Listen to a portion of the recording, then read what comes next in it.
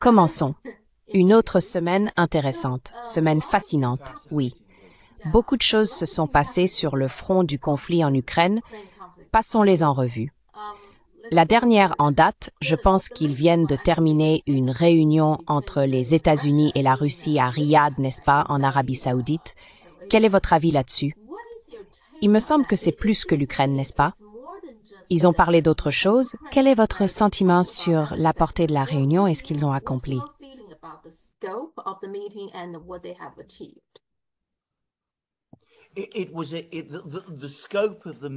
L'étendue de la réunion était à certains égards très large, et il est clair qu'ils ont discuté de toute la gamme des relations russo-américaines. Mais il est très important de séparer cela de ce sur quoi ils se sont réellement mis d'accord. Les accords étaient très limités. Les accords se résumaient essentiellement à deux choses. En fait, trois choses. Premièrement, ils vont débloquer des mesures pour restreindre les ambassades de l'autre dans leurs pays respectifs. Maintenant, c'est un problème de longue date. Les Russes le soulèvent depuis des années, affirmant que l'ambassade russe à Washington peut à peine fonctionner. Elle est très limitée dans le nombre de diplomates qu'elle a.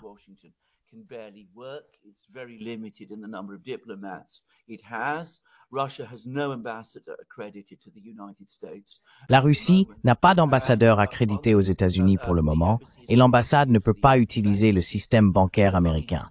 Ainsi, l'argent doit être apporté en espèces depuis la Russie. L'ambassade américaine à Moscou fait face à des restrictions identiques. Cela a rendu presque impossible le fonctionnement des deux ambassades. Eh bien, il a été convenu que tout cela sera levé. Ils nommeront des ambassadeurs, lèveront les restrictions sur les nouveaux diplomates pour ramener les ambassades à des niveaux de personnel appropriés et mettront fin aux restrictions bancaires. C'était donc une chose qui a été convenue. Les Américains ont accepté de nommer un représentant pour parler aux Russes de l'Ukraine.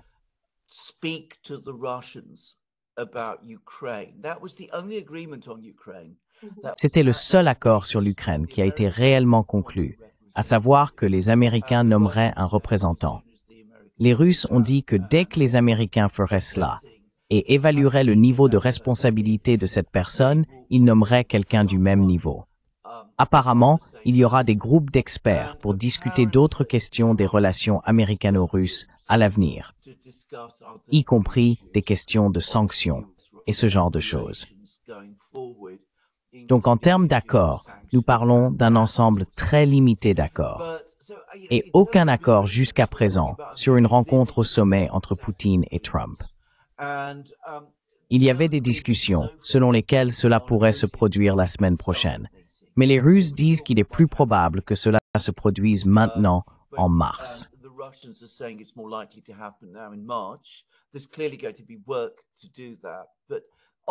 Il y a clairement du travail à faire.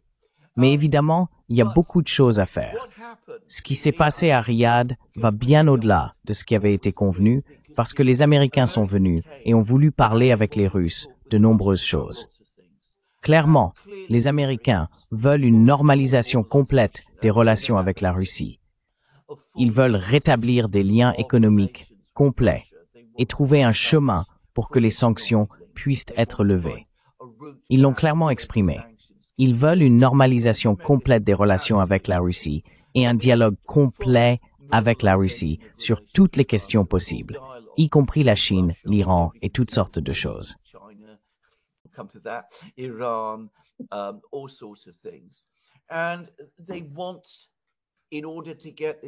Et ils veulent, pour que cette relation fonctionne à nouveau, voir si quelque chose peut être convenu pour mettre fin à la question de la guerre en Ukraine, ou du moins, si cela ne peut pas être fait, la mettre de côté. Apparemment, une grande partie de la discussion impliquait les Russes. Beaucoup d'heures ont été passées avec les Russes à passer en revue l'histoire du conflit en Ukraine et à l'expliquer aux Américains, qui étaient essentiellement assis là à écouter. C'est pourquoi la réunion a duré 4h30. C'était une réunion assez restreinte en termes de ce qui a été convenu, mais l'intention de rétablir une relation complète et un dialogue complet avec les Russes était absolument claire. Maintenant, les Russes en discutent entre eux. Lavrov a parlé au Parlement russe.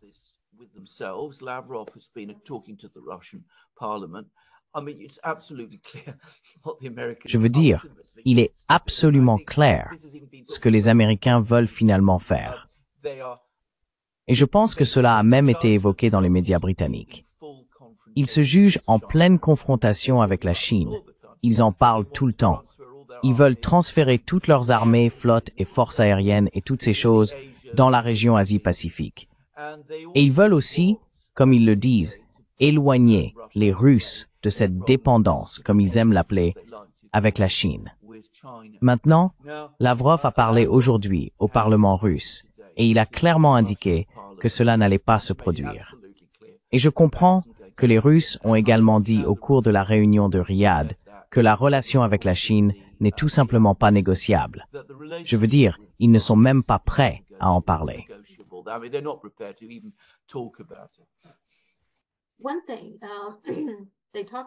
Une chose dont ils ont parlé, c'est que les Chinois ont accordé beaucoup d'attention à cette réunion, bien sûr. Je veux dire, tout le monde le fait. Donc l'objectif de la Chine pour cette réunion est qu'ils ont effectivement parlé de vouloir travailler avec la Russie et aussi avec l'Arabie saoudite. Maintenant, la réunion en Arabie saoudite n'est probablement pas juste une coïncidence. Il semble que Trump veuille travailler avec l'Arabie saoudite et avec la Russie sur le marché pétrolier, essayant de réduire le coût des prix du pétrole parce que Trump n'aime pas l'inflation. Je veux dire, personne ne l'aime. Et il est aussi très fier de toujours rappeler aux gens que lorsqu'il était président la dernière fois, les prix de l'essence étaient beaucoup plus bas, ce qui est vrai. Après lui, ils ont effectivement beaucoup augmenté.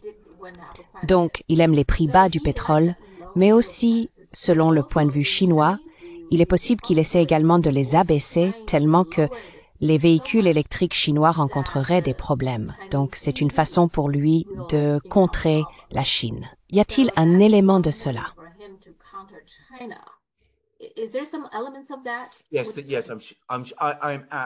Oui, je suis absolument sûr. Je veux dire, je n'y avais pas pensé. Je pense que c'est un point très astucieux, en fait, et je pense que c'est absolument correct. Maintenant, vous avez absolument raison. Je veux dire, l'une des raisons pour lesquelles cela s'est tenu en Arabie Saoudite était précisément celle que les gens disent en Chine. D'ailleurs, sur le Durand, nous avons dit exactement la même chose, et il est important de mentionner que d'ailleurs, Mohammed Ben Salman, le prince héritier d'Arabie Saoudite, qui est aussi Premier ministre et dirigeant de facto du pays, était là. Je veux dire, il a participé à ces discussions. Trump veut absolument baisser les prix de l'énergie.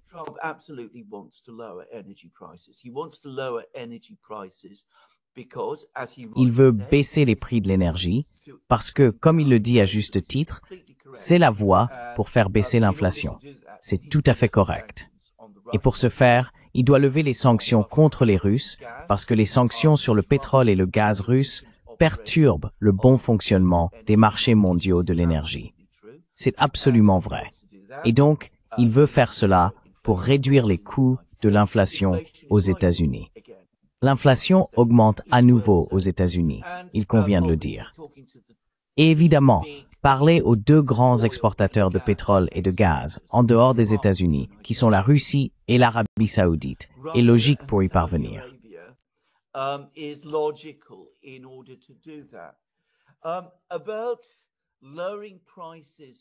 Concernant la baisse des prix au point où les véhicules électriques chinois ne sont plus compétitifs, eh bien, je n'y avais pas pensé, mais cela ne me surprendrait pas le moins du monde, étant donné que malgré le fait qu'Elon Musk, qui dirige Tesla, se tient aux côtés de Trump, Trump a clairement indiqué qu'il veut essentiellement revenir aux combustibles fossiles. Donc, il veut réduire les prix des combustibles fossiles. Il sait que les États-Unis ne peuvent pas produire des véhicules électriques aussi efficacement que la Chine, ni dans les volumes que la Chine peut atteindre. Donc, je peux tout à fait comprendre pourquoi, afin de protéger Detroit et l'industrie automobile américaine, et tout cela, il veut abaisser les coûts de l'énergie au point où les véhicules électriques ne sont plus rentables ou viables commercialement. EVs are no longer profitable or commercially viable, and the old American clunking gas Et l'ancienne industrie automobile américaine, gourmande en essence, parvient à avancer en cahotant et à survivre. Je ne peux pas imaginer que ça va se produire d'ailleurs. Et Poutine, il y a quelques semaines, a fait un point très très intéressant lorsqu'il a discuté de toute cette question.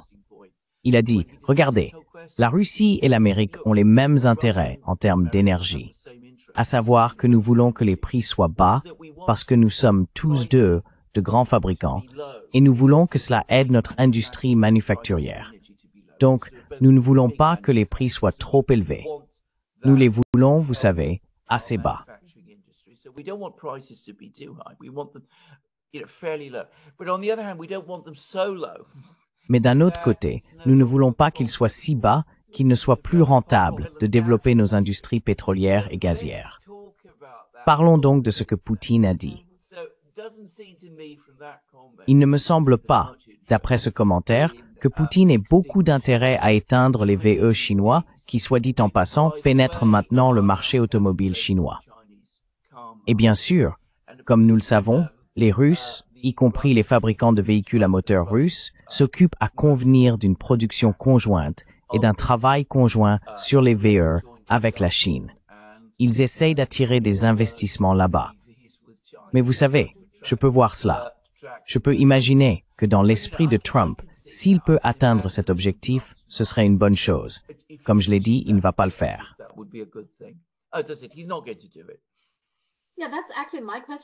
Oui, c'est en fait ma question parce que je pensais que l'idée principale de l'OPEP et de l'OPEP+, est de contrôler l'offre pour que le prix ne descende pas trop bas.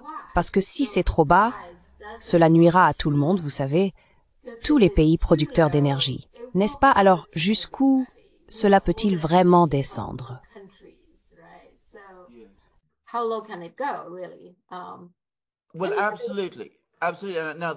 Eh bien, absolument. Absolument. Maintenant, les Saoudiens, bien sûr, ont une perspective légèrement différente ici, parce qu'ils veulent que le prix soit relativement élevé.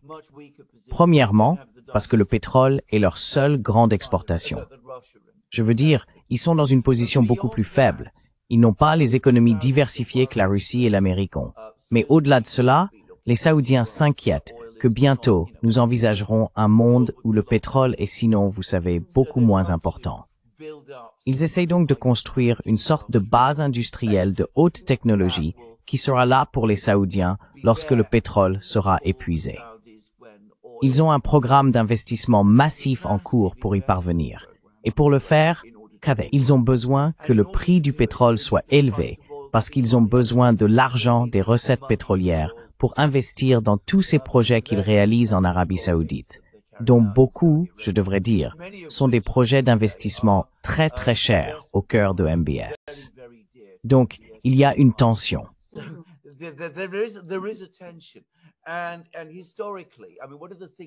Et historiquement, je veux dire, l'une des choses que les gens de Biden ont faites, ce qui a énormément exaspéré les Saoudiens, c'est que les gens de Biden et le G7 ont imposé un plafonnement des prix sur le pétrole russe. Et MBS a dit, écoutez, vous savez, vous ne pouvez absolument pas faire ça. La personne qui décide du prix du pétrole, c'est moi. Vous n'êtes pas moi. Vous ne pouvez pas faire ça. Et cela a causé des tensions significatives entre MBS et les Saoudiens d'une part et les Européens d'autre part.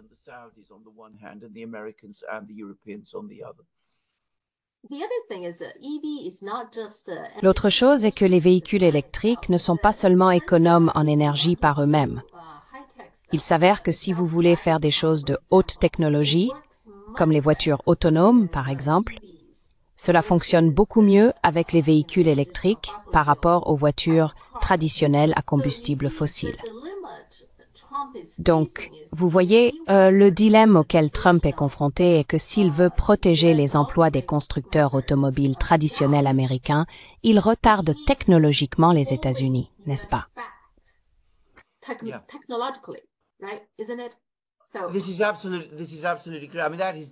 C'est absolument correct. Je veux dire, c'est le danger du protectionnisme. Ce qu'il fait, c'est isoler et protéger une structure industrielle qui va progressivement, par conséquent, devenir de plus en plus obsolète. Maintenant, j'ai effectivement été témoin de cela en Grande-Bretagne. Dans les années 1930, la Grande-Bretagne, qui avait auparavant prôné le libre-échange, a adopté le protectionnisme de manière importante. Elle avait une politique appelée préférence impériale, par laquelle l'Empire britannique devenait une sorte d'unité. Il fournissait des matières premières à la Grande-Bretagne, qui fournissait la base industrielle, opérant derrière de hauts murs tarifaires, puis exportait les biens qu'elle fabriquait vers le reste de l'Empire. C'était un système très extractif, très extractif. Le résultat fut que dans les années 1950, et Gammertime and its fortid,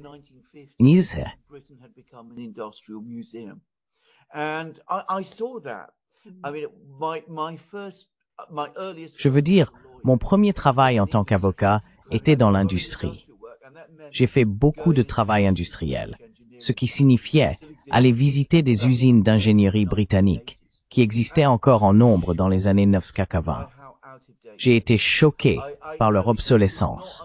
Il n'était pas rare de trouver des machines-outils dans les usines d'ingénierie britanniques datant du 19e siècle. C'était dans les années 80. C'était complètement obsolète. Et bien sûr, lorsque la Grande-Bretagne a été forcée d'ouvrir complètement son économie, toutes ces usines et tout cela se sont effondrés parce que c'était tellement dépassé qu'ils ne pouvaient plus fonctionner.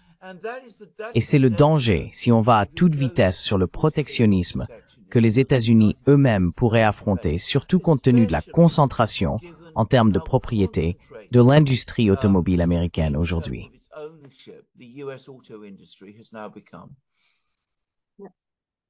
Oui, et concernant le conflit en Ukraine, plusieurs choses se sont passées. Tout d'abord, Pete Hegseth, le secrétaire à la défense des États-Unis, a prononcé un discours, je pense en Pologne, et il parlait de l'idée que l'Ukraine rejoigne l'OTAN comme étant irréaliste. Les États-Unis n'enverront pas de troupes en Ukraine. Maintenant, si les pays européens veulent envoyer leurs troupes, c'est bien, mais cela ne déclenchera pas l'article 5, quoi qu'il arrive. Il me semble que c'est à peu près à 100% le point de vue des Russes. Donc, je veux dire, ce n'est pas un accord. Ils parlent juste comme en donnant une conférence, n'est-ce pas? Donc, c'est pas un accord signé avec la Russie, mais ils le rendent tellement public. Il me semble qu'ils vont déjà à peu près dans le sens de la Russie.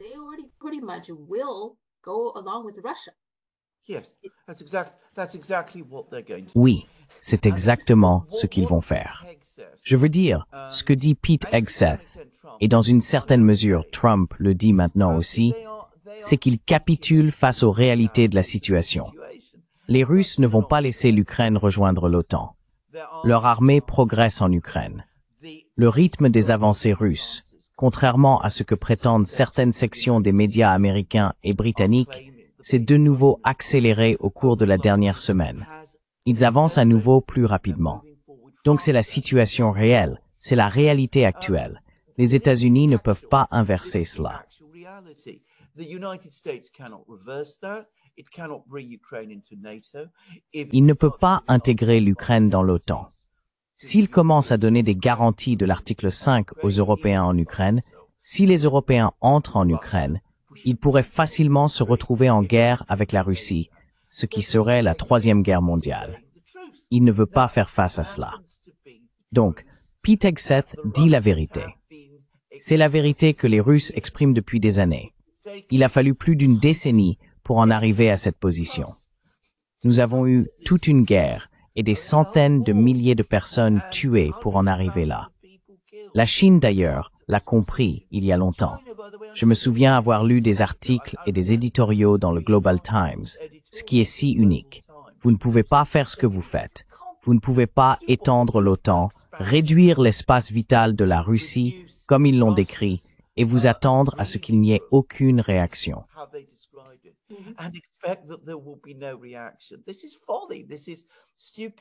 C'est de la folie, c'est de la stupidité.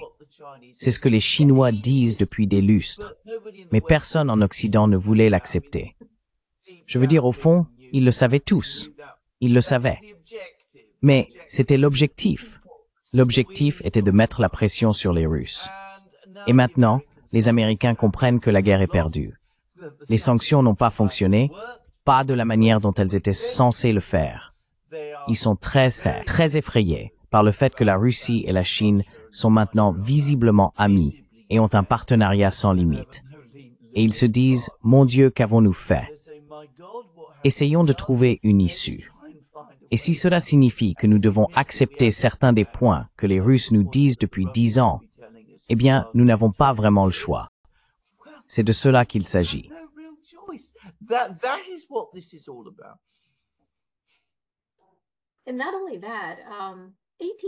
Et non seulement cela, il a été rapporté que les États-Unis ont présenté à l'Ukraine un document pour accéder à ces minéraux, mais n'ont presque rien offert en retour. Donc, maintenant, l'argument de Trump est, d'accord, nous avons accordé à l'Ukraine un prêt de 30 milliards de dollars. Je n'arrive pas à faire le total. Tout ce que je peux trouver, c'est qu'à un moment donné, il y a un prêt de 20 milliards de dollars, dont je ne suis même pas sûr qu'il soit entièrement remboursé. Mais Trump a affirmé qu'il y avait un prêt de 35 milliards de dollars, et même quelqu'un a lancé un chiffre comme 50 milliards de dollars. Mais les 50 milliards de dollars sont clairement pour tout le G7, pas seulement les États-Unis. Quoi qu'il en soit, c'est la raison pour laquelle les États-Unis disent que nous devons accéder à vos minéraux. Je veux dire, Zelensky ne l'a pas signé, mais il me semble que c'est une trahison totale. Et vraiment de voler l'Ukraine.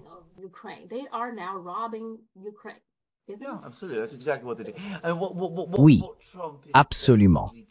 C'est exactement ce qu'ils ont fait. Et ce que Trump dit essentiellement aux Ukrainiens, je mets de côté les chiffres, que vous savez, nous ne connaissons pas vraiment d'ailleurs, parce que toutes sortes de chiffres ont été lancés, toutes sortes de sommes ont été envoyées en Ukraine, qui sont apparemment hors des livres. Donc il pourrait avoir plus d'informations que nous. Mais gardez à l'esprit que la plupart de cet argent est revenu en Amérique sous une forme ou une autre. Donc je veux dire, c'est pas comme si les Américains n'avaient pas eu tout cet argent. Il a juste circulé. Il a été blanchi de toutes sortes de manières. Il a probablement fini en Amérique, probablement dans toutes sortes d'autres endroits.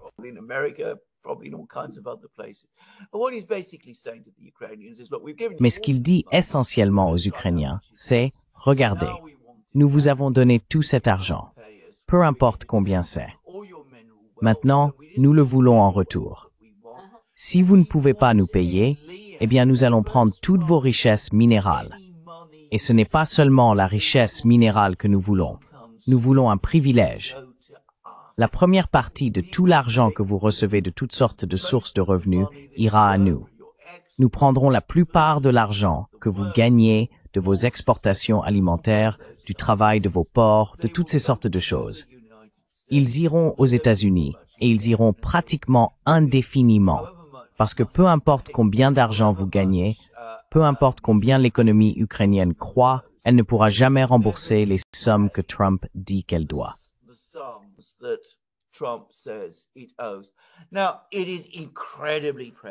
Maintenant, c'est incroyablement prédateur. Je veux dire, c'est le type le plus brutal d'extraction de revenus néocolonialiste, néo-impérialiste. Je me demande juste si c'est vraiment sérieux. Je veux dire, il me semble que l'autre chose que cela pourrait être est une façon de dire aux Ukrainiens, « Regardez, nous vous avons donné tout cet argent, vous ne pourrez jamais le rembourser. Vous êtes un pays complètement en faillite et inutile. Pourquoi continuez-vous à attendre que nous vous en donnions plus ?» Je veux dire, c'est très dans le style de Trump. En gros, frapper quelqu'un sur la tête pour faire passer un message. Eh bien, mais dans ce cas, je pense que Vance, en fait. J'ai le document que je veux que Zelensky signe. C'est ce que je comprends. Oui, absolument. Et puis la réaction de Zelensky est que Zelensky a averti que Poutine occupera à 100% l'Europe si les États-Unis retirent leur soutien à l'OTAN. Je ne vois aucun signe que Poutine ait eu cette intention. Ce que je vois, c'est ceci. Jusqu'à présent, Trump a été très clair. Il veut le Canada, il veut le Groenland, il veut le canal de Panama, et maintenant la moitié de l'Ukraine pour ses minéraux rares. Et non seulement cela, récemment Trump a également dit que Taïwan leur avait pris leur entreprise, donc cela me semble qu'il veut TSMC. Il a dit que vous devez rembourser, vous savez, rembourser ce que nous savons tous. Intel a de sérieux problèmes, donc il dit « Oh, nous avions une bonne entreprise, nous avions de bonnes entreprises, et Taïwan, vous nous les avez prises, vous devez les rembourser. Sinon, nous ne serons pas contents. » Donc il est très clair qu'il veut TSMC. C'est ce que font les États-Unis, le rendant très clair.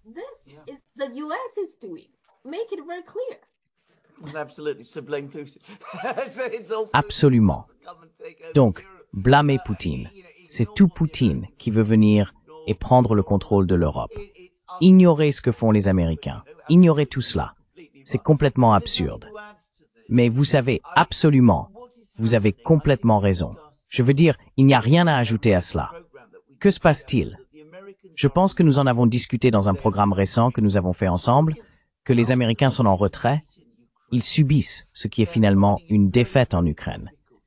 Ils trouvent très difficile de rivaliser avec la Chine. Et cela, je ne pense pas que ce soit une déclaration controversée. Donc, ils se replient et deviennent plus extractifs. Ils deviennent prédateurs envers leurs propres alliés et vassaux. Ils disent « Nous voulons votre richesse minérale. Nous voulons votre lithium. Nous voulons vos terres rares. Nous voulons que vos entreprises reviennent. Nous voulons que vos entreprises, les entreprises taïwanaises et européennes, viennent aux États-Unis. »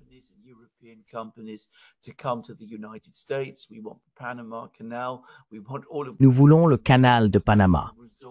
Nous voulons tout le Groenland et toutes ses ressources naturelles. Nous voulons le Canada et toutes ses ressources naturelles afin de redevenir une grande puissance, peut-être pas aussi dominante dans le monde que nous l'étions autrefois, mais au moins une puissance qui serait territorialement plus grande que la Russie. Ce qui serait le cas d'ailleurs s'ils obtenaient le Canada et le Groenland. Ils seraient territorialement plus grands que la Russie. Ainsi, nous serions le plus grand pays du monde et nous aurions à nouveau l'une des plus grandes et des plus fortes économies et nous serions capables de remettre les Chinois à leur place. Je veux dire, il y a un fort élément de tout cela dans tout ce qui se passe. Absolument. Rappelez-vous ce que j'ai dit. À la base de tout, il y a la Chine. C'est la chose sur laquelle les Américains sont fixés. C'était vrai pour les gens de Biden. C'est encore plus vrai pour les gens de Trump.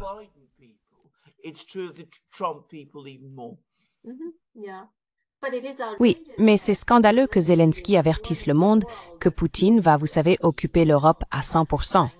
Il est totalement aveugle. Vous savez que se passe-t-il ici? Il est toujours dans le déni, n'est-ce pas? Dans le déni.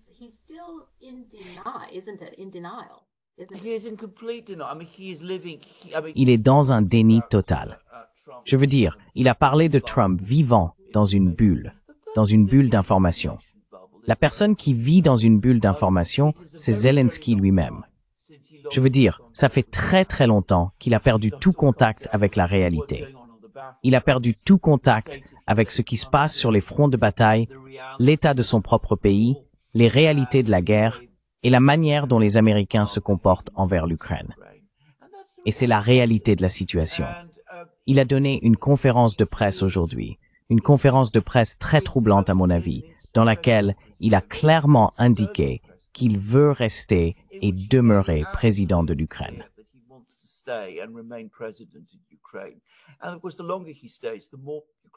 Et bien sûr, plus il reste longtemps, plus l'Ukraine va être détruite parce qu'il ne va jamais changer de position. Il ne va pas vraiment négocier avec les Russes. Les Russes ont dit, si vous êtes si mécontents d'être exclus des négociations, pourquoi ne nommez-vous pas un négociateur? Et nous le rencontrerons. Apparemment, il ne fait pas cela. Il ne va pas annuler le décret qui dit qu'il ne peut pas nommer de négociateur. Donc, vous savez, il conduit l'Ukraine dans un abîme. Et il blâme les Russes. Et il est aveugle à ce que ses propres alliés font.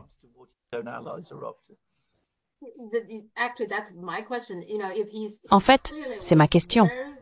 Vous savez, il était clairement très mécontent que les États-Unis et les Russes discutent sans lui.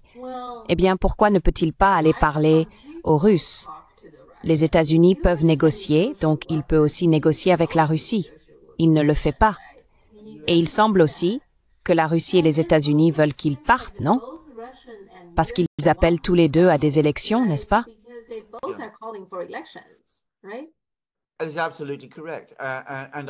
C'est absolument correct. Et je pense qu'ils veulent tous les deux qu'ils partent. Je veux dire, ils l'ont tous les deux évalué. Ils veulent tous les deux résoudre ce problème de l'Ukraine pour pouvoir normaliser les relations. Bien sûr, chaque pays aborde la question de la normalisation avec un agenda différent. Les Américains pensent encore qu'ils peuvent éloigner les Russes de la Chine. Comme je le dis, cela n'arrivera pas. Et les Russes le disent aussi.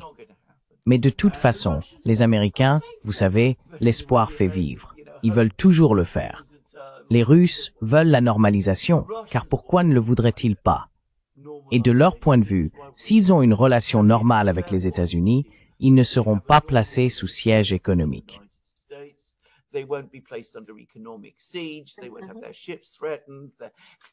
Ils ne verront pas leurs navires menacés, leurs avions volés ou tout leur argent pris. Donc, je veux dire, évidemment, ils veulent une normalisation. Pour y parvenir, les deux pays doivent résoudre le conflit en Ukraine. Ils veulent donc un dirigeant à Kiev qui acceptera des conditions raisonnables pour la paix, une paix qui peut mettre fin à la guerre et donner aux Russes essentiellement ce qu'ils veulent, ce qui, pour le répéter, n'est pas déraisonnable. Je veux dire, à ce moment précis, les demandes russes ne sont pas extrêmes. Donc, donner aux Russes ce qu'ils veulent pour que les Américains et les Russes puissent aller de l'avant et régler leurs divers problèmes entre eux. Maintenant, Zelensky ne fera jamais cela. Donc, les Russes et les Américains disent qu'il doit partir.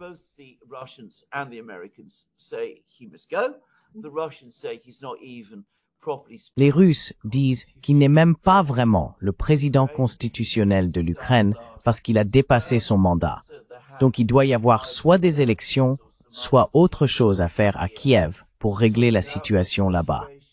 Les Américains disent, eh bien, pourquoi ne pas organiser des élections? Quelle bonne idée. Les démocraties n'ont-elles pas des élections? Nous avons eu des élections en temps de guerre. Nous l'avons fait pendant notre guerre civile. Nous l'avons fait pendant les guerres mondiales. Alors pourquoi l'Ukraine ne peut-elle pas avoir d'élections? Et les Européens disent « Oh non, non, non, ce sont tous des arguments russes. Nous devons nous en tenir à Zelensky et le soutenir coûte que coûte, même s'il détruit l'Ukraine. » Je veux dire, c'est assez bizarre.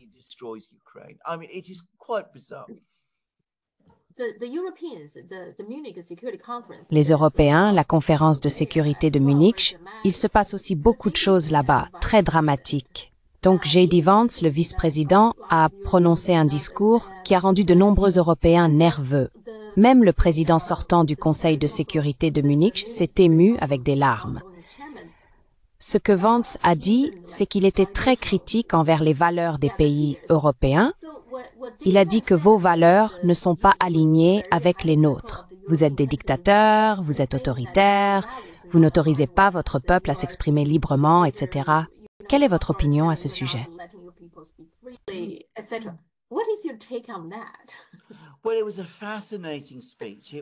Eh bien, c'était un discours fascinant. Il a duré 22 minutes. Il a été extrêmement bien prononcé et extrêmement bien construit. Et l'important à dire à son sujet, c'est que chaque chose que J.D. Vance a dite, tous les faits sont corrects. C'est absolument vrai. Ils ont annulé les élections en Roumanie. Ils ont des opérations de désinformation en cours à travers l'Europe. Ils ont des pare-feux qui empêchent les partis politiques de fonctionner librement en Europe. Il est absolument correct que des personnes puissent être arrêtées en Grande-Bretagne pour avoir prié devant des cliniques d'avortement et même pour avoir dit les mauvaises choses dans des prières chez elles. Absolument, c'est le cas. Je veux dire, les gens en Chine pourraient être surpris par tout cela.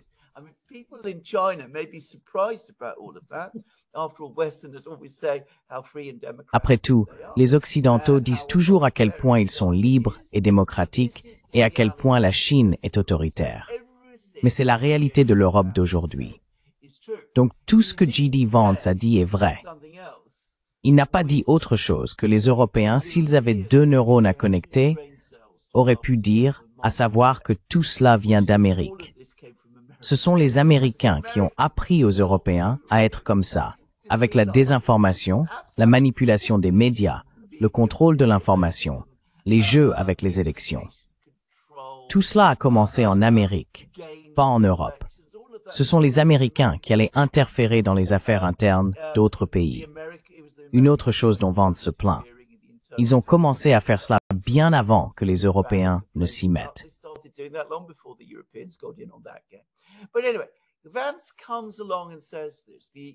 Mais de toute façon, Vance arrive et dit cela. Les Européens sont absolument horrifiés et il est impossible de surestimer le choc en Europe après ce discours. Je veux dire, cela a provoqué des vagues de panique absolue à travers l'Europe. Et la raison en est que Vance a également dit dans le discours, très clairement, regardez, nous aux États-Unis sommes cette grande démocratie. Nous valorisons toutes ces choses. Nous valorisons la liberté. Nous valorisons la liberté. Nous croyons en la liberté d'expression. Nous croyons en toutes ces grandes choses.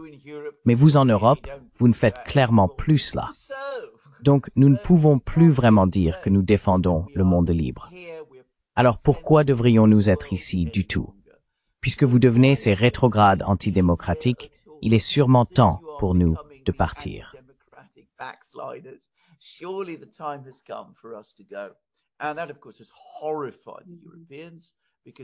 Et cela, bien sûr, a horrifié les Européens, car si les Américains partent, les Européens devront régler leurs propres problèmes entre eux, ce qu'ils ne veulent pas faire, et ils se retrouveront également face aux Russes. Ils ne pourront pas se reposer sur le pouvoir américain. Nous n'aurons pas Annalena Baerbock venant à Pékin pour faire la leçon ou essayer de faire la leçon à Wang Yi sur ce que la Chine fait dans son propre pays. Les Européens sont donc absolument choqués, horrifiés, consternés par ces paroles. Et on peut comprendre pourquoi. Comme je l'ai dit, factuellement, rien n'est faux. Mais d'une certaine manière, le double discours ici est assez incroyable. Les Européens, bien sûr, ne peuvent pas se résoudre à le dire.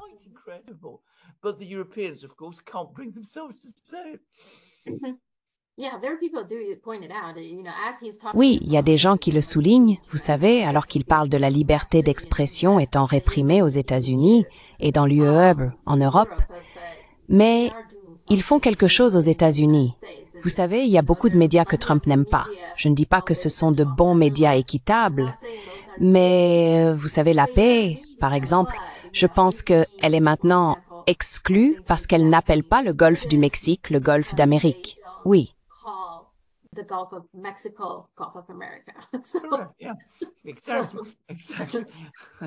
Exactement. Je veux dire, cela dure depuis des années, comme nous le savons. Je veux dire, les démocrates l'ont fait à grande échelle, Trump le fait maintenant aussi, peut-être pas encore tout à fait à la même échelle, mais donnons-lui du temps. Nous verrons ce qu'il propose. Mais je veux dire, vous savez, si les Européens avaient, comme je l'ai dit, une once d'intégrité et une once de bon sens, ils reviendraient et le renverraient aux Américains. Mais bien sûr, ils ne veulent pas faire cela. Parce que s'ils le faisaient, ils admettraient, en fait, qu'ils font toutes ces choses. Annuler des élections, interférer dans les affaires internes d'autres pays, restreindre la liberté d'expression, s'engager dans des opérations de désinformation, réprimer ce qu'ils appellent la désinformation, arrêter des dissidents, faire toutes ces sortes de choses. Donc, ils ne peuvent pas dire, eh bien, vous savez, nous faisons peut-être tout cela, mais vous, aux États-Unis, faites la même chose. Parce que, eh bien, je veux dire, vous savez, ce n'est pas quelque chose que les Européens se sentent capables de dire.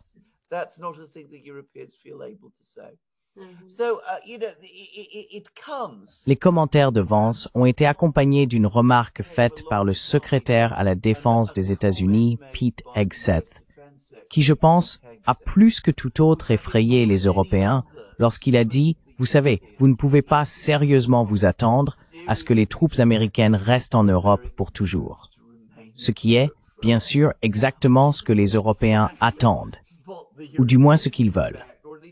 Ils veulent que les Américains restent en Europe pour toujours, parce qu'ils voient encore une fois les Américains comme leurs protecteurs.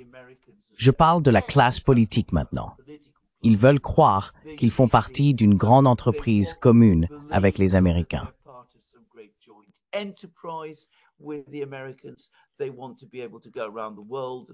Ils veulent pouvoir parcourir le monde et prétendre qu'ils font partie de l'Occident collectif. En conséquence, ils font étalage de leur influence, même si, en réalité, ils n'ont aucune influence à exercer. C'est donc toute l'horreur, le drame et l'hystérie réelle des derniers jours, qui continuent, d'ailleurs, sans relâche. Je veux dire, ça continue. Vous êtes à Londres. Je veux dire, il est difficile de transmettre à quel point l'ambiance est paniquée et nerveuse ici. Ça continue sans relâche. Cela continuera pendant des semaines et des mois jusqu'à ce que la situation soit d'une manière ou d'une autre.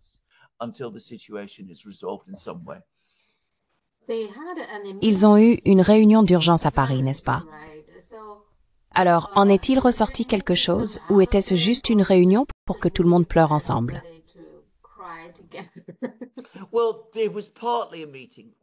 Eh bien, c'était en partie une réunion pour qu'ils pleurent tous ensemble. Mais ce qui est ressorti de la réunion, c'est que, comme cela a tendance à se produire lorsque des personnes très effrayées, très en colère et très hystériques se réunissent, elles deviennent en colère et hystériques les unes avec les autres.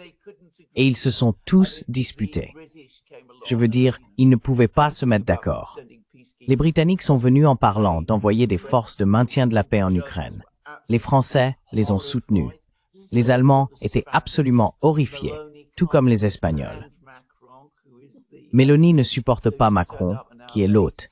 Alors elle est arrivée avec 1 heure de retard dans une Maserati, vêtue d'une sorte de costume glamour, mais avec un regard absolument orageux sur son visage. Donc, tout ce que cela a fait à la fin, c'est exposer leurs faiblesses, parce qu'ils n'ont pas de vraies cartes à jouer et leur division. Cela a montré à nouveau qu'en termes de grande puissance du monde, ils n'en sont pas une, peu importe combien ils veulent prétendre l'être.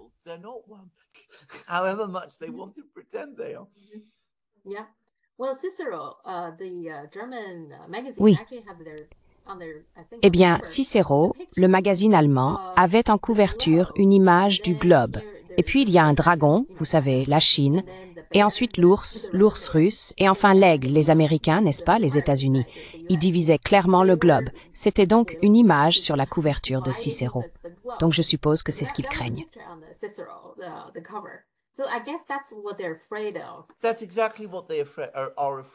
C'est exactement ce qu'ils craignent, car comme je l'ai dit de nombreuses fois, c'est ainsi que les Européens pensent. Je l'ai déjà dit. Ils sont obsédés par le pouvoir. Ils ne pensent qu'en termes de pouvoir, de division et de conquête. Maintenant, quand vous avez mentionné la conférence de sécurité de Munich, il y avait une autre personne qui a pris la parole là-bas. Son discours a attiré presque aucune attention, bien qu'il ne soit pas moins une personne que le ministre des Affaires étrangères de la Chine, Wang Yi. Il a prononcé un discours superbe et a dit « Regardez, nous passons à un système multipolaire.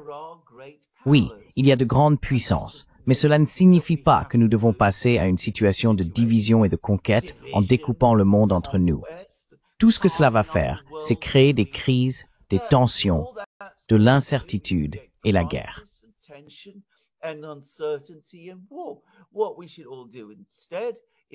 Ce que nous devrions tous faire à la place, c'est nous respecter mutuellement, respecter le droit international, rechercher la coopération et fonctionner dans un système qui vise la paix et l'harmonie. C'était un discours merveilleux, et c'est la vision appropriée pour l'avenir. Mais personne en Europe ne comprend ou ne pense de cette manière, du moins aucun des dirigeants actuels, car ils sont terrifiés à l'idée qu'il y ait un grand partage entre les superpuissances, les 3 grandes puissances. Et comme ils disent, au lieu d'être à la table, ils seront au menu. C'est ainsi qu'ils pensent. Je ne pense pas que les Russes cherchent à dévorer l'Europe. Pourquoi le voudraient-ils? Comment le pourraient-ils? Et certainement, la Chine ne le veut pas. Quel bénéfice en tirerait-elle?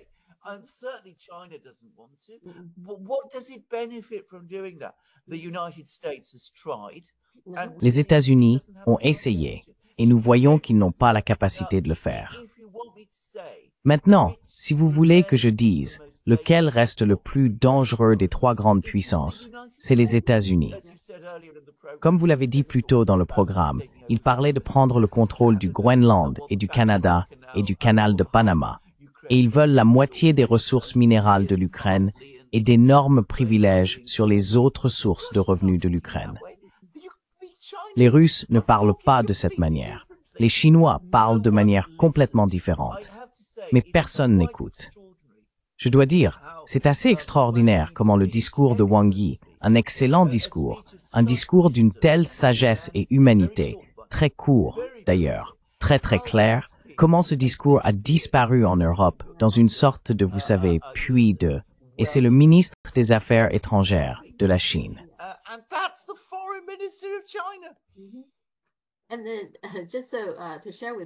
Et puis, juste pour vous partager, en Chine, les gens comparent ces deux images, celle de Cicéron, vous savez, le monde avec les trois superpuissances, et puis il y a une image, une carte de la dynastie Qing, pendant laquelle les colonisateurs européens divisaient la Chine. Vous savez, il y a une carte montrant comment les choses ont changé maintenant. Maintenant, ces gens sont eux-mêmes sur la carte, vous savez, avec le pouvoir. Cela les effraie, je suppose. Eh bien, cela les terrifie, que vous savez, quelqu'un puisse leur faire ce qu'ils ont fait aux autres. C'est absolument vrai, et c'est exactement ce qui s'est passé. Et vous savez, ne donnons pas un laissez-passer total aux Russes. Ils faisaient partie de cela au XIXe siècle. Bien sûr, ils l'étaient, comme ils l'admettent parfois eux-mêmes.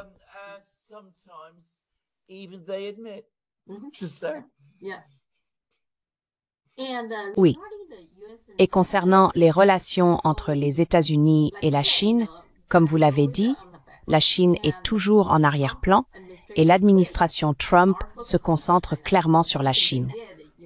Une chose qu'ils ont peut-être faite est d'affûter à nouveau leurs outils dont nous avons parlé la dernière fois.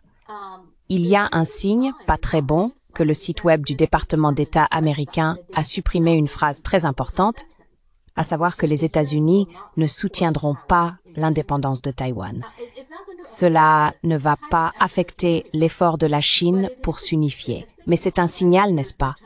Beaucoup de gens en Chine l'ont remarqué, et aussi je pense que Brian Beletic l'a souligné dans son programme. Donc clairement, ils ont supprimé cela, et maintenant le ministre des Affaires étrangères chinois proteste contre cela. Nous verrons s'ils le remettront. Mais c'est un signal que c'est dangereux. Quelle est votre opinion?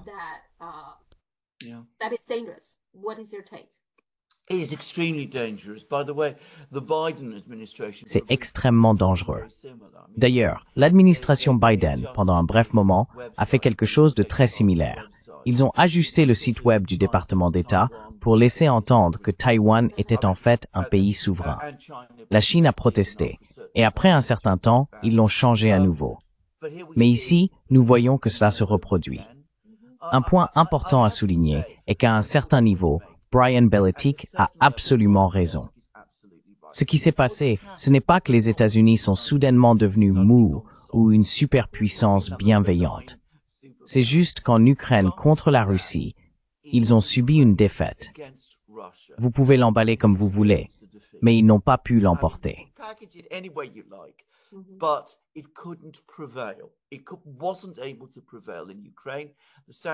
Il n'a pas réussi à l'emporter en Ukraine. Les sanctions ont été un désastre. La situation militaire a été encore plus désastreuse. Il doit donc se retirer, comme il le fait toujours d'ailleurs, lorsqu'il fait face à un revers massif. Mais son objectif primordial de rester la première puissance mondiale n'a pas changé. Et son principal adversaire, l'adversaire majeur qu'il a défini, continue d'être la Chine. Et ils continueront à jouer le vieux jeu de provoquer la Chine, de manipuler les choses à Taïwan, de faire ce genre de choses. Maintenant, je dois dire ceci. Trump lui-même envoie des signaux contradictoires, parce que d'une part, il dit toutes ces choses. Il dit ensuite qu'il s'entend très bien avec Xi Jinping, ce qui,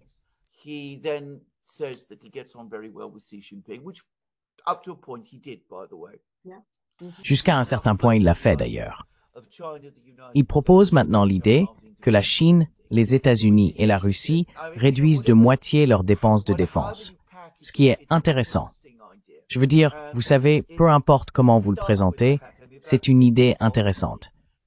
Et s'il s'en tenait à cela, et que cela devenait sa politique, la relation avec la Chine pourrait évoluer. Mais en même temps, on a aussi le sentiment que dans une autre partie de l'esprit de Trump, et lire dans l'esprit de Trump n'est jamais facile, il voit toujours absolument la Chine comme ce grand adversaire, ennemi et rival, qui doit être abattu et ramené à sa place, qui est essentiellement celle d'un vassal subordonné pour les États-Unis.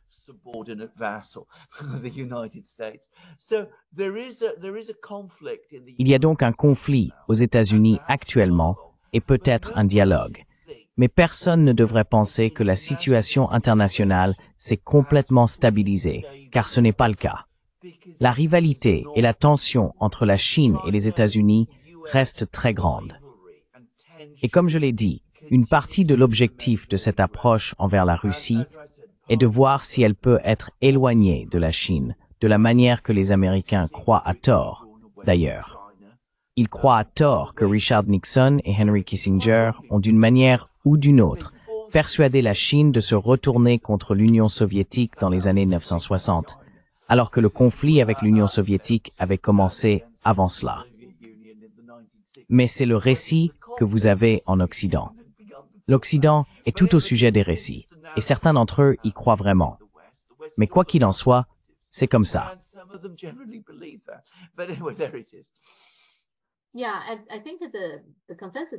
Oui, je pense que le consensus en Chine est également que Trump se concentrera sur la Chine. En particulier, comme vous l'avez dit, les personnes autour de lui sont très claires. Rubio, Hawley, ces personnes sont des faucons très anti-Chine. Donc, d'une certaine manière, le système actuel aux États-Unis, je pense que Trump, peu importe ce qu'il ressent lui-même, n'est probablement pas si pertinent. Tout ce groupe est trop grand et trop puissant, je pense.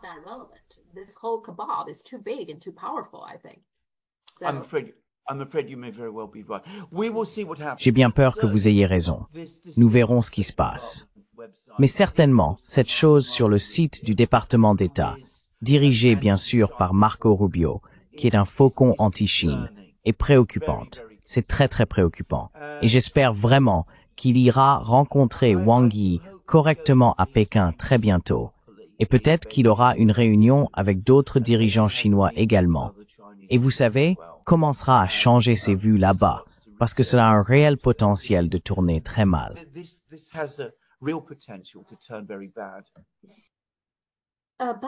Je veux parler un peu de l'or. Vous savez, Elon Musk dit qu'il va auditer la réserve d'or des États-Unis. Plusieurs choses se sont passées. Je ne savais pas qu'apparemment, la Grande-Bretagne possède une partie de l'or des États-Unis. Donc, la Grande-Bretagne a renvoyé de l'or aux États-Unis à cause de cela, et apparemment même en le faisant sur des vols commerciaux. Donc, si vous voyagez de Londres à New York, vous pourriez être assis à côté d'un tas d'or. Qui sait? Ce que je trouve intéressant. Ma question est, que se passe-t-il s'il y a un problème? Et si les États-Unis n'ont pas autant d'or qu'ils le prétendent, que se passera-t-il?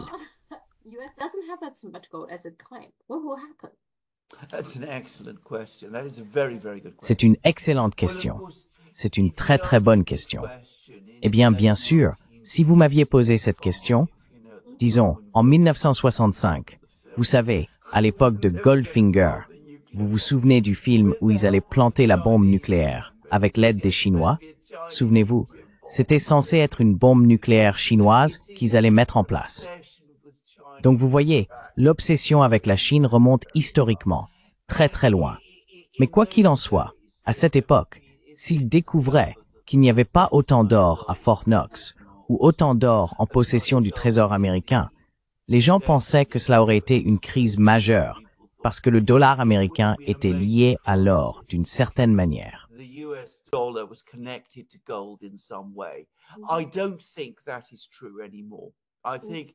Je ne pense plus que ce soit vrai. Je pense, pour être honnête, que les gens hausseraient les épaules. Les marchés financiers hausseraient les épaules et diraient « Et alors ?» Mais vous savez, je ne vais pas prétendre être un expert en la matière. Et je vais aussi dire ceci. Je pense que le stock d'or des États-Unis, même s'il n'a pas diminué, n'a certainement pas beaucoup augmenté depuis les années 70. alors que les réserves d'or en Chine et en Russie, surtout en Chine, selon certaines rumeurs, ont beaucoup augmenté.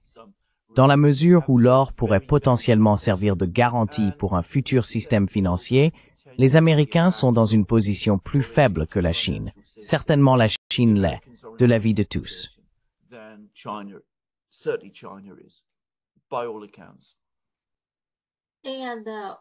Et donc, pourquoi l'or des États-Unis est-il également stocké, je suppose, à la Banque d'Angleterre? La Banque d'Angleterre a beaucoup d'or.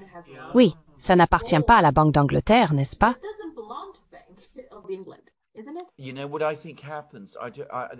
Vous savez ce que je pense qu'il se passe? C'est ma propre hypothèse.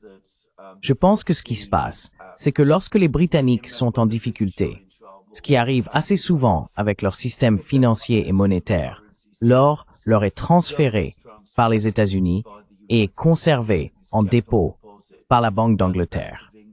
Et ensuite, la Banque d'Angleterre déclare qu'elle a tout cet or en dépôt, donnant l'impression que ces réserves d'or sont bien plus importantes qu'elles ne le sont réellement, et sans divulguer le fait que ce n'est même pas de l'or britannique, mais américain.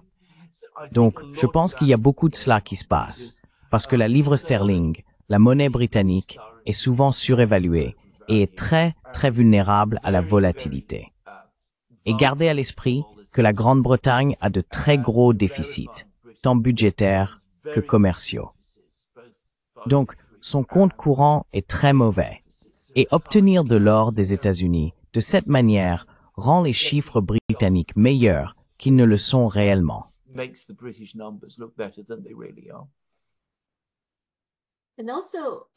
Et aussi, pas seulement l'or américain, ils sont gelés. Le Venezuela a de l'or d'une valeur de 2 milliards à la Banque d'Angleterre. Ils refusent de le rendre au Venezuela, n'est-ce pas? C'est vrai, absolument. Malgré le fait que l'épisode Guaido, qui a été utilisé pour justifier la saisie de l'or du Venezuela, soit passé, le gouvernement britannique a prétendu reconnaître Guaido comme le véritable président du Venezuela lorsque les Américains ont essentiellement déclaré que cet individu inconnu était le président du Venezuela. Il a dit aux Britanniques qu'ils pouvaient garder l'or du Venezuela. Et le gouvernement britannique a dit, eh bien, il est le président du Venezuela, donc nous pouvons garder l'or du Venezuela. C'était en fait un tour minable et honteux. Mais c'est ce qui s'est passé, et ils s'y accrochent.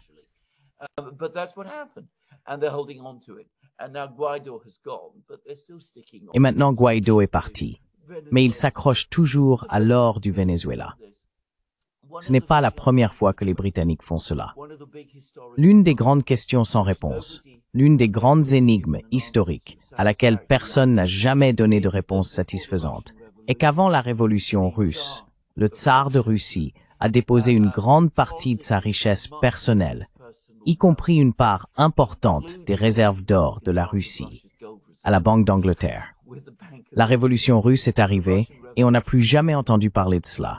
Il n'y a jamais eu d'explication ou de comptabilité appropriée de ce qui est arrivé à tous ces actifs. Je dis juste.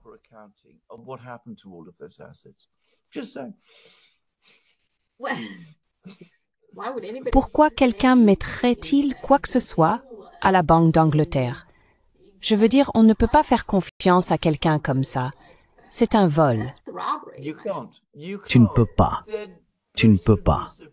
Mais à l'époque, la Grande-Bretagne était un empire prédateur, comme les gens en Chine le savent parfaitement. Et les États-Unis sont-ils très différents? Je dis ça comme ça. Oui, une chose aussi, je pense que c'est pas si longtemps, l'Allemagne a apparemment de l'or stocké aux États-Unis et ils voulaient y jeter un coup d'œil. Ils n'ont pas dit « je le veux en retour », ils voulaient juste vérifier. Les États-Unis ont refusé de les laisser même regarder leur propre or, l'or allemand.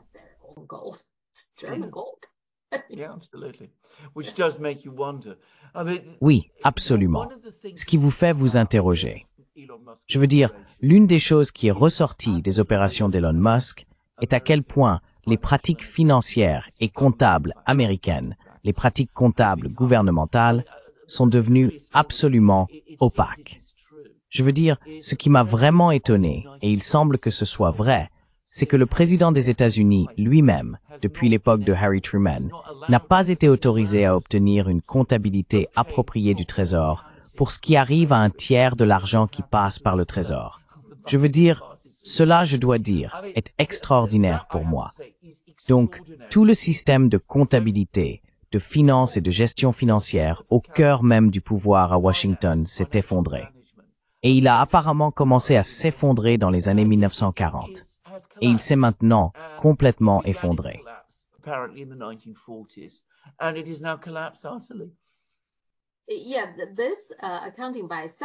Oui, cette comptabilité en elle-même, l'audit en lui-même, semble avoir été initiée par Rand Paul, qui est le sénateur du Kentucky. C'est lui qui a rappelé à Donald Trump, je suppose, directement ou par l'intermédiaire d'Elon Musk, en disant qu'il fallait faire un audit sur l'or ici. Oui, mais apparemment, même cela, je suis pas sûre que ça va se faire parce qu'ils disent maintenant qu'il y a une inondation dans le Kentucky. Je ne vois pas l'intérêt. Pourquoi? Parce qu'il y a une inondation, pas faire l'audit? Ou quoi?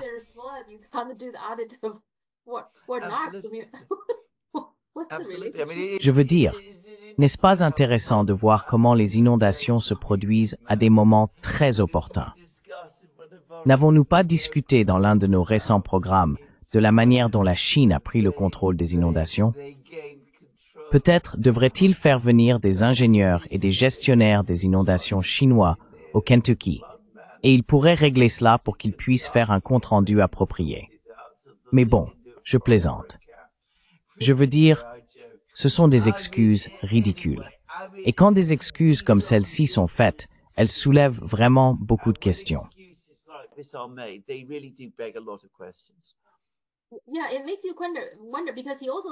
Oui, ça te fait te demander parce que il a aussi dit que la dernière fois, il y a environ 10 ans, pendant la première administration Trump, il essayait d'entrer. Il a juste dit qu'il voulait entrer pour jeter un coup d'œil.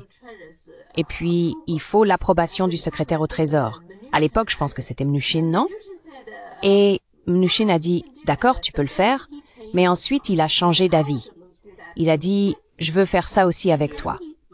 Et puis, il a trouvé toutes sortes d'excuses pour ne pas venir au Kentucky. Donc, ça ne s'est pas fait. Au final, ça ne s'est pas fait. Bien sûr que non. Bien sûr que non. Mais nous verrons. Je veux dire, si ça va se faire, je suis toujours sceptique quant à savoir s'il pourrait vraiment le faire.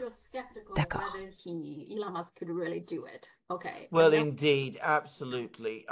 Eh bien, en effet, absolument. Je veux dire, Musk a accompli des choses extraordinaires au cours des 3 dernières semaines. Mais les forces qui sont organisées contre lui sont énormes. Et bien sûr, chaque jour qui passe et où ils prennent conscience de ce qu'il fait, ils s'organiseront plus efficacement, aussi efficacement qu'ils le peuvent, pour essayer de l'arrêter. Donc je ne suis en aucun cas confiant que nous obtiendrons toutes ces réponses. Mais nous savons déjà suffisamment pour savoir que le financement américain, le financement du gouvernement, est opaque et en chaos. Et c'est déjà un fait très très remarquable.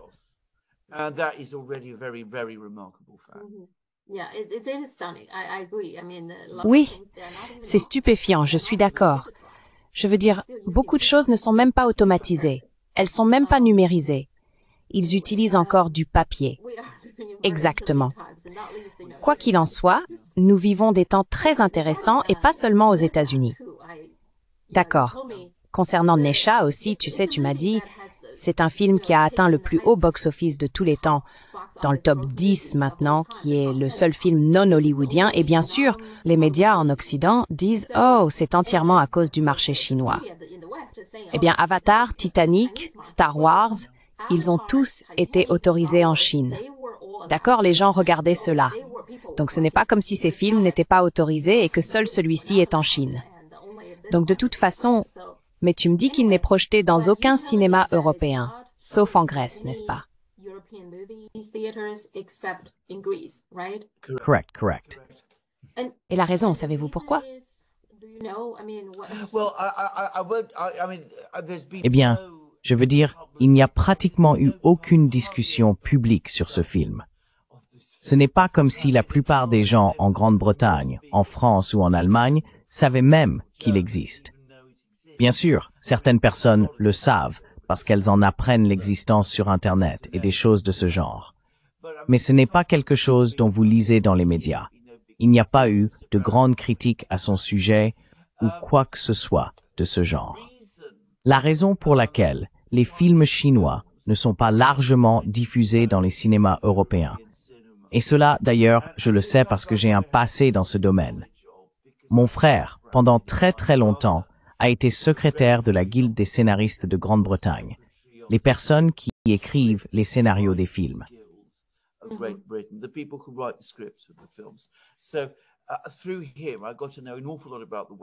À travers cela, j'ai beaucoup appris sur la façon dont l'industrie du cinéma européen est organisée. Elle est organisée de telle manière que toute la distribution de films est essentiellement détenue par les grands studios hollywoodiens. Je veux dire, ils contrôlent les cinémas, les mécanismes de streaming, toutes ces choses. Vous savez, les plateformes de streaming bien connues, et bien sûr, Netflix et tout cela opèrent. Ils sont structurés pour promouvoir les films américains. Le seul pays qui s'était auparavant distingué contre cela était la France, où il y avait une législation qui exigeait que les cinémas français consacrent 50% de leur temps de projection à des films français. Je crois que cela n'existe plus d'ailleurs, mais cela signifiait que la France avait une grande industrie cinématographique par rapport à tous les autres pays européens. By comparison with all the other European countries. Now, every European country has a film industry. Maintenant, chaque pays européen a une industrie cinématographique d'une certaine sorte, mais elle est très petite et fonctionne de manière très limitée.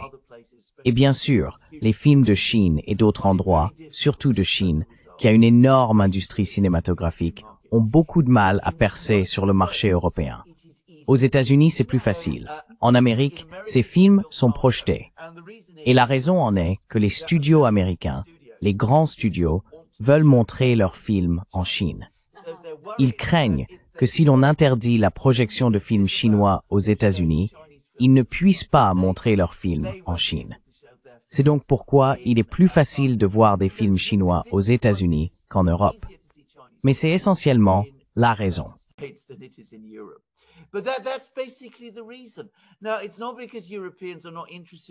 Maintenant, ce n'est pas parce que les Européens ne s'intéressent pas aux films chinois. Ils le sont très clairement. Il fut un temps où l'on pouvait réellement voir des films chinois en Grande-Bretagne. Je m'en souviens. Je veux dire, ce sont des vieux films maintenant. Vous savez, Yellow Earth et Raise the Red Lantern et des choses comme ça. Vous pouviez effectivement les trouver dans les cinémas normaux. Mais ce n'est plus le cas parce que, à mesure que l'industrie cinématographique chinoise s'est développée et a pris de l'ampleur, elle est maintenant perçue comme un défi pour Hollywood. Donc, bien sûr, elle doit être exclue. Et un film comme Neja 2, qui a le potentiel d'atteindre un large public, est probablement vu comme une menace particulière. Tout ce qui concerne la Chine est une menace.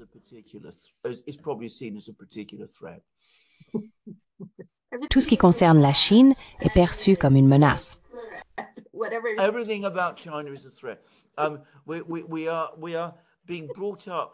Nous sommes élevés d'une manière tellement ridicule et insensée que c'est tout simplement incroyable. Quand j'étais enfant, dans les années 60, et que je suis venu en Grande-Bretagne, je me souviens être allé au cinéma avec mon père. Et nous avons effectivement vu comment ça s'appelait. C'était un film chinois, un film d'animation réalisé dans les années 1960, Uproar in Heaven, qui est basé sur Monkey. Et vous savez, cela a été montré assez ouvertement dans les cinémas britanniques à cette époque. Et je me souviens en avoir été absolument ébloui. C'était dans les années 60, mais aujourd'hui, nous ne pouvons pas regarder d'animation chinoise.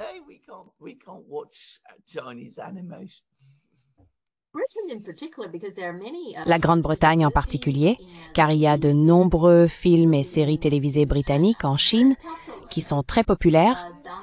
Downton Abbey, vous savez, cette série télévisée. Et puis je pense que The Crown est maintenant diffusée. Je ne suis pas sûre, mais si ce n'est pas le cas, elle va l'être. Vous savez, la Chine est assez ouverte à tout cela. Yeah, and Oui, et vous ne verrez pas un seul drame chinois à la télévision britannique. Je veux dire, ça n'arrive tout simplement jamais. it never happens. Eh bien, mais pourquoi la Grèce est-elle autorisée? La Grèce est le seul endroit que je peux voir, n'est-ce pas? Yeah, Greece is very different because Oui, la Grèce est très différente parce que cela reflète peut-être dans une certaine mesure mon propre parcours personnel également. Je veux dire, les Grecs ont une affinité particulière pour la Chine et un intérêt pour la Chine. Maintenant, c'est en partie parce que, pour être complètement honnête à ce sujet, nous ne nous sentons pas complètement européens. Je veux dire, nous sommes à l'extrémité orientale de l'Europe. Nous faisons également partie du monde méditerranéen. Nous avons des attitudes légèrement différentes par rapport à celles que l'on trouve en Allemagne, en Grande-Bretagne, en France et dans ce genre de pays. Mais nous sommes aussi la plus ancienne civilisation continue d'Europe, dont nous sommes très, très conscients. Europe, about which we are very, very conscious. And we are very, very conscious that alongside our civilization, Et nous sommes très, très conscients qu'à côté de notre civilisation, il y avait la grande civilisation qui existait en Chine. Je veux dire, mon père, par exemple, était extrêmement intéressé par la Chine. Il y est allé plusieurs fois. Il a été invité par le gouvernement chinois. Il a été hébergé à la maison d'hôte Diaoyutai. Donc tout cela, il était typique des attitudes de nombreuses personnes en Grèce.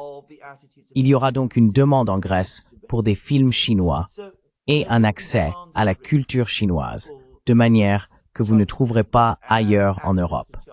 Je veux dire, il serait très très difficile de persuader les Grecs, en fait, impossible de persuader les Grecs que la Chine est une quelconque menace culturelle ou quelque chose de ce genre. that China is any kind of cultural threat or anything of that sort. We talked about Yanis Varoufakis, right? Nous avons parlé de Yanis Varoufakis, n'est-ce pas, que vous connaissez personnellement? Il a en fait dit à un moment donné, maintenant vous avez mentionné plusieurs fois, que les Russes pensent que les Chinois sont des négociateurs très durs, n'est-ce pas? Oui, mais Yanis a en fait dit que les Chinois sont très décontractés si vous l'écoutez lorsqu'ils négocient avec la Grèce. Donc, la Grèce et la Chine ont une relation assez spéciale, je dirais. Oui. Yes, it's absolutely true. I mean, again, N'est-ce pas? Oui, c'est absolument vrai. Je veux dire, encore une fois, j'avais de l'expérience. Je veux dire, je n'étais jamais avec lui. Mais je me souviens que mon père revenait et me disait que tout comme les Grecs s'intéressent à la culture chinoise et à l'histoire chinoise, les Chinois étaient très intéressés par la culture grecque et l'histoire grecque parce qu'ils avaient ce sentiment que c'est une vieille civilisation comme la leur et qu'ils ont un lien. Je me souviens qu'il me racontait très émotionnellement comment il y avait cette image dans l'une des tombes de la dynastie Tang, près de Xi'an, où l'on voyait les ambassadeurs de l'empereur de Byzance, qui était bien sûr grec, venir à la cour Tang à l'époque de l'impératrice Wu Zetian. Donc vous savez, il était très très ému par cela. So, you know, he was very, very moved by that. I mean, so that, you know, that there is this long history of contact. Je veux dire, donc vous savez, il y a cette longue histoire de contact et cet intérêt ancien entre la Chine et la Grèce. Et il m'a dit qu'il y avait une très grande bienveillance de la Chine envers la Grèce. J'ai entendu, et je dois aussi le dire, qu'au niveau des contacts commerciaux, les Chinois ont appris que si vous traitez avec des armateurs et des hommes d'affaires grecs, vous devez être extrêmement prudent et adopter une ligne très, très, très dure. Ce sont le genre de personnes qui profiteront de la moindre opportunité. Je dis cela. Je veux dire, cela fait à nouveau partie de notre tradition. Ils trouvent que l'attitude à leur égard de la part des Chinois peut être un peu plus, disons, dure que celle que devraient avoir les ambassadeurs culturels grecs, les économistes ou les ministres du gouvernement. Economics people or ministers, government ministers should be. I have to qualify all of this by saying that the Greek. Je dois préciser tout cela en disant que le gouvernement grec actuel a très très peu d'intérêt réel pour la Chine. Et c'est une source de grande détresse pour de nombreuses personnes en Grèce. Encore une fois, il se trouve que, eh bien, Je ne le connais pas très bien, mais je connais en partie un haut diplomate du ministère grec des Affaires étrangères, responsable des relations avec l'Asie, y compris la Chine. Il m'a dit quel était son budget et j'ai été profondément choqué. Il me disait qu'il est très difficile de faire en sorte que le Premier ministre grec s'intéresse à la Chine et qu'il est toujours concentré sur l'Amérique et ce que font les Américains.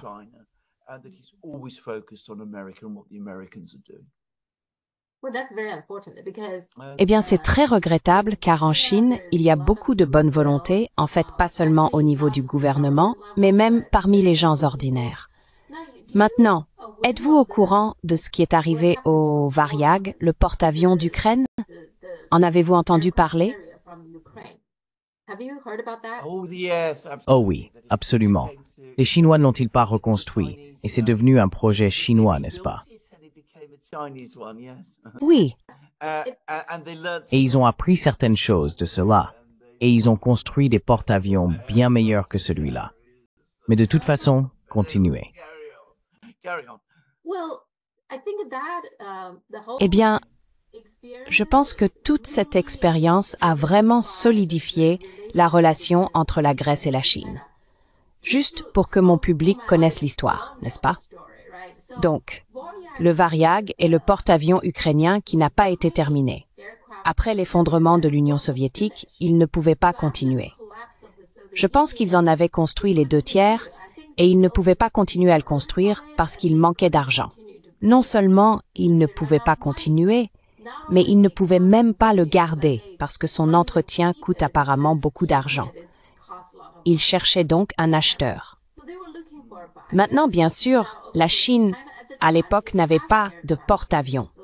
Donc la Chine était intéressée. Les États-Unis étaient extrêmement vigilants. Maintenant, ce que la Chine a fait, c'est qu'ils avaient une personne qui se présentait comme un gars de casino.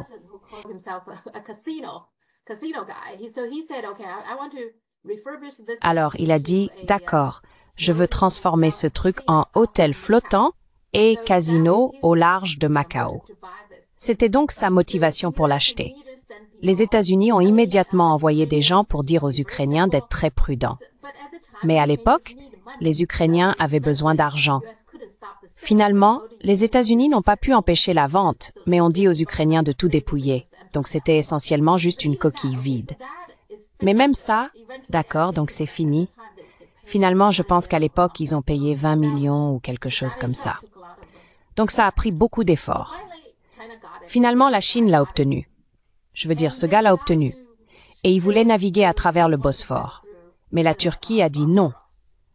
La Turquie a dit non, c'est un porte-avions inhabituel. Cela mettra en danger tout le monde.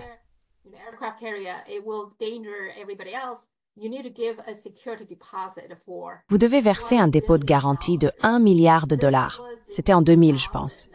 1 milliard de dollars. C'est de l'extorsion. Je veux dire, tout le monde pouvait voir que c'était de l'extorsion. Et personne ne croyait que la Turquie rendrait cet argent. Donc, il y a eu des allers-retours. Finalement, la Turquie, je pense, a cédé parce que cela avait l'air si mauvais. C'est de l'extorsion. Tout le monde peut voir que c'est de l'extorsion. Donc, finalement, la Turquie a dit, d'accord, si vous pouvez trouver un membre de l'UOMON ou de l'OTAN qui peut garantir, nous vous laisserons partir. C'est alors que la Grèce est intervenue et a dit que nous pouvions le faire. Oui. Et je pense que la Turquie et probablement même l'Amérique ont été un peu surprises par cela. Au moins, la Grèce a fait cela pour aider la Chine. Et non seulement cela, je pense que le remorqueur, parce que le porte-avions ne pouvait pas vraiment naviguer, n'est pas terminé, n'est-ce pas?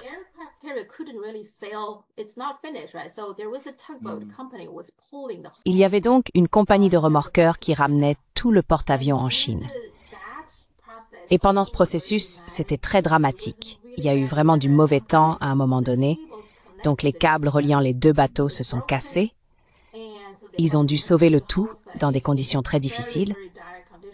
Pendant le processus, je pense qu'un des marins a été tué. Je ne suis pas sûre, mais je pense que le marin était soit néerlandais, soit norvégien. La compagnie de remorqueurs était une entreprise grecque. Donc vous voyez, dans tout ce processus, La Grèce a vraiment aidé la Chine de manière considérable. Et je pense que cela a vraiment parce qu'à la fin, la Chine l'a rénové et c'est le premier porte-avions chinois appelé Liaoning. Pour cette raison, je pense que beaucoup de Chinois sont éternellement reconnaissants. Yeah. Yeah. Well, as I said, that attitude reflects still. Eh bien, comme je l'ai dit, cette attitude reflète toujours les attitudes du peuple grec. Les Grecs sont très très amicaux envers la Chine. Vous allez en Grèce et vous ne trouverez pas une population plus amicale envers la Chine que celle que vous trouverez en Grèce. Je peux le dire absolument. Nous avons une perspective différente sur ces choses par rapport à d'autres pays européens. Je veux dire, il n'y a pas cette peur, quelle qu'elle soit, à propos de la Chine. Il n'y a pas non plus la même peur à propos de la Russie d'ailleurs, juste pour le dire. Mais nous sommes un petit pays. Nous ne pouvons faire que tant de choses. Et bien sûr, notre système politique est très contrôlé et verrouillé. En 2000, cela aurait été avant la crise financière, lorsque la Grèce a essentiellement fait faillite. Le contrôle du pays a été pris en charge par l'Allemagne et Bruxelles, et tout le système politique a été essentiellement complètement recalibré dans une direction beaucoup plus pro-occidentale. Mais l'attitude du peuple n'a pas changé.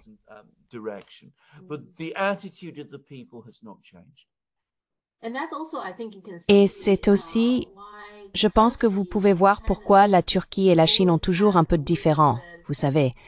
Parce que sur ce sujet, je ne vois pas pourquoi la Turquie fait quelque chose comme ça à part extorquer de l'argent. Je veux dire ça.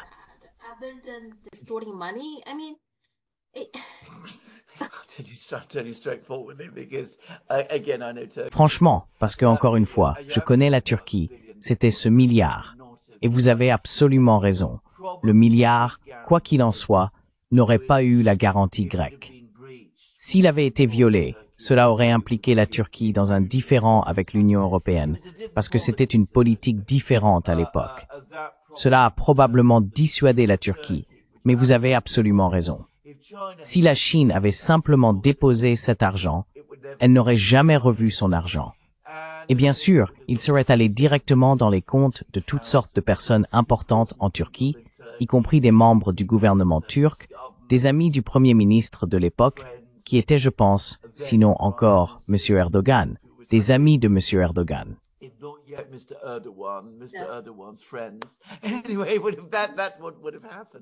Quoi qu'il en soit, c'est ce qui se serait passé. Il y a beaucoup à dire sur la Turquie, et je ne veux pas toujours paraître critique, car beaucoup de choses intéressantes et positives s'y passent. Mais je veux dire, la corruption est présente, et elle fonctionne de toutes sortes de manières intéressantes. Cela me semble exactement comme ça. En regardant la Chine, vous savez qu'elle a des poches profondes, donc vous voulez vous aider à une partie de l'argent dans ses poches. C'est essentiellement ce que ça me semble, connaissant la Turquie.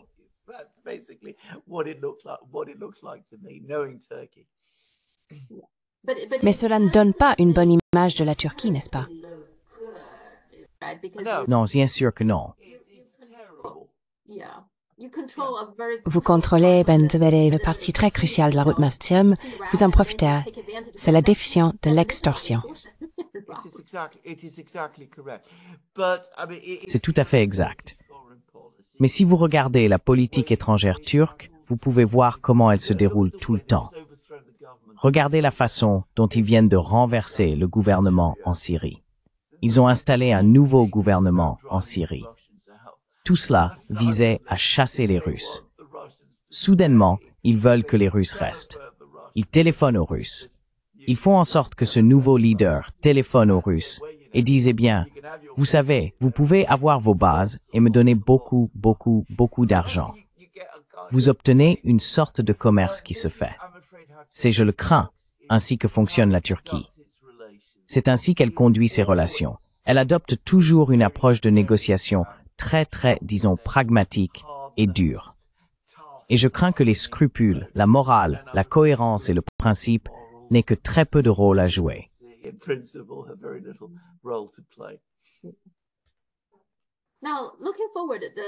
Maintenant, en regardant vers l'avenir, l'Allemagne va bientôt avoir des élections. Quel est votre avis à ce sujet?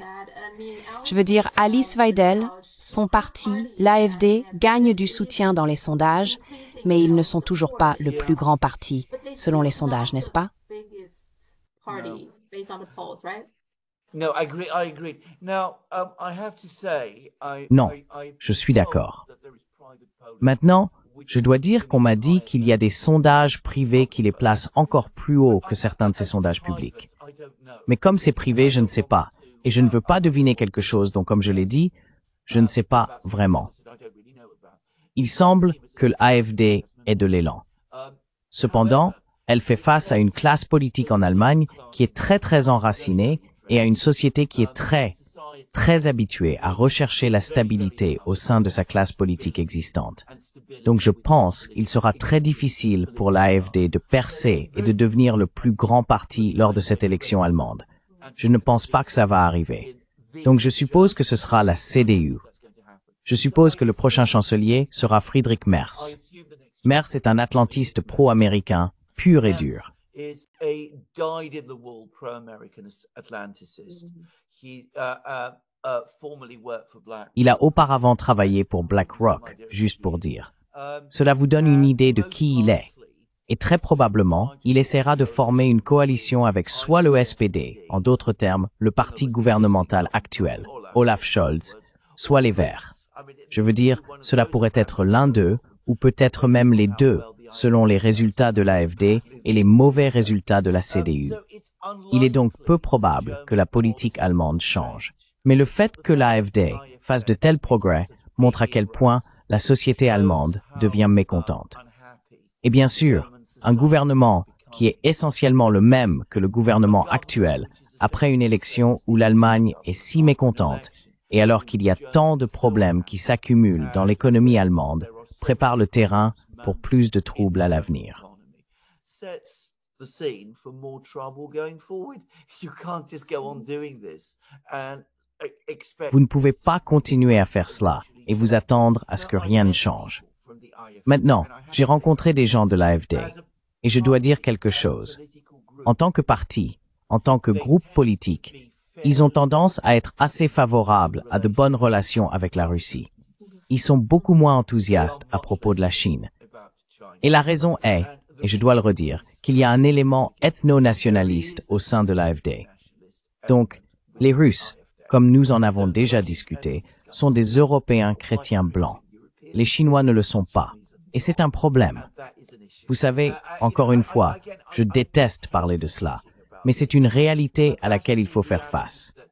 Et les Chinois doivent en être conscients. Les gens que je connais, le seul grand pays en Europe où cela n'est apparemment pas du tout vrai, c'est la Russie, juste pour le dire. Where this isn't true at all, apparently, is Russia. Just to say. Oui, eh bien oui. Et puis la même chose. Je pense que l'on peut dire à propos de l'extrême droite aux États-Unis. Même s'ils ont raison sur beaucoup de questions intérieures et même si leur attitude envers la Russie est beaucoup plus amicale, une chose est qu'ils détestent la Chine ou sont très anti-Chine parce qu'ils détestent le communisme. Ils croient encore que la Chine est communiste. Je veux dire, l'élément racial est certainement présent, mais c'est parce qu'ils voient la Chine comme un pays communiste, ce qu'ils ne comprennent pas vraiment. La Chine, je pense, est bien plus complexe que l'autre là. Mais c'est la vision simpliste de la Chine.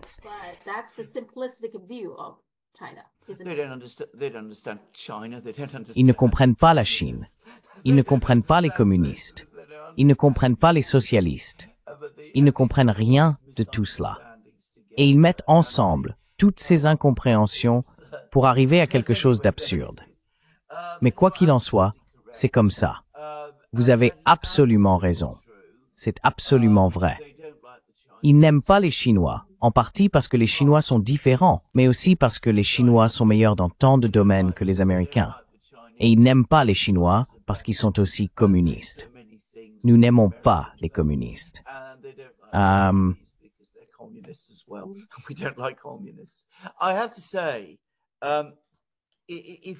Je dois dire que si vous avez lu, en particulier, la littérature populaire britannique du début du XXe siècle, et en effet, la littérature populaire américaine, mais encore plus britannique, qui avait apparemment une grande influence aux États-Unis, les opinions exprimées sur le peuple chinois y sont épouvantables.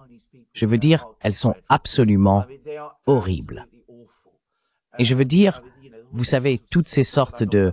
Eh bien, je ne vais même pas en parler. Mais je veux dire, donc je crains que ces problèmes que les gens ont en Occident avec la Chine, dans le monde anglo-américain, remontent à avant le communisme, juste pour dire. Je vais donner un exemple en fait, parce que c'est un que j'ai découvert directement. Il y avait un journaliste et historien britannique, soi-disant, nommé Edward Backhouse, qui était basé à Pékin.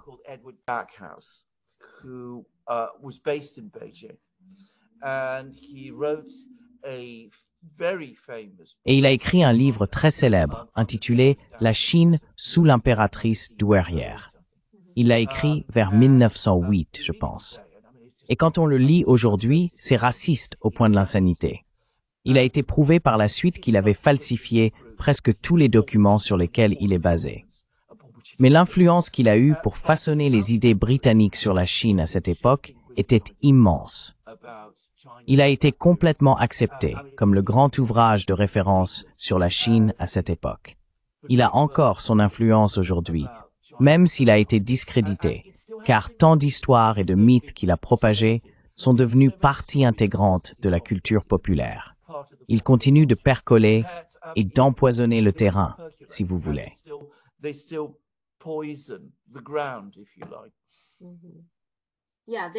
Oui, certainement. Il y a beaucoup d'éléments racistes dans les politiques étrangères des États-Unis et des pays européens. C'est sûr.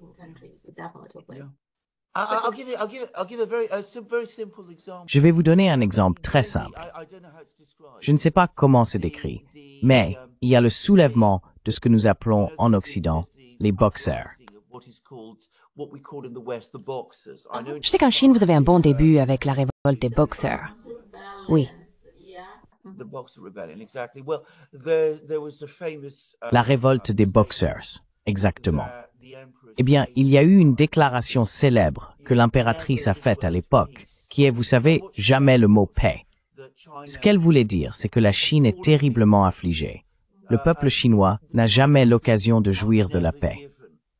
Cette phrase entière a été détournée, et on a prétendu qu'elle avait déclaré la guerre au monde et disait qu'il ne devrait jamais y avoir de paix avec eux. Je veux dire, et c'est dans ce livre, c'est astath incroyable.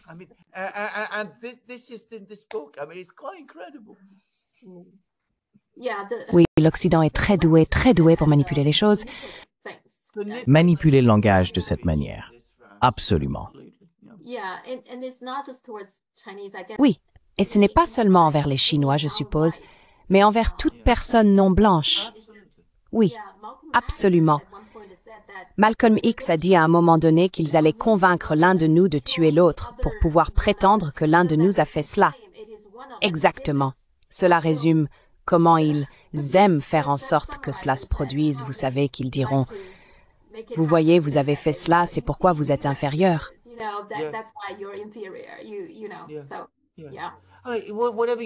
Alors, oui. Quoi que vous pensiez de l'impératrice, comme je l'ai dit, c'est en fait une déclaration très triste, exprimant une préoccupation pour les souffrances du peuple chinois.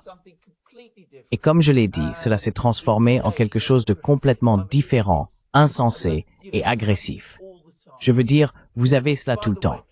D'ailleurs, dans le milieu universitaire occidental, ce livre a maintenant une très mauvaise réputation. Mais le nombre d'universitaires qui continuent, parfois sans comprendre, à répéter les histoires qu'il a propagées est terrible, oui.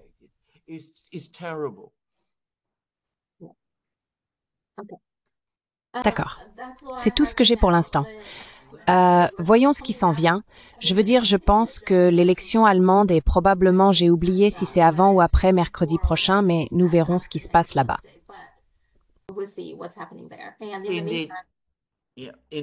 En effet. En attendant, nous avons aussi le sommet Poutine-Trump si cela se produit. Supposément. D'accord, nous verrons. Et aussi, voici, Elon Musk peut auditer les réserves d'or aux États-Unis.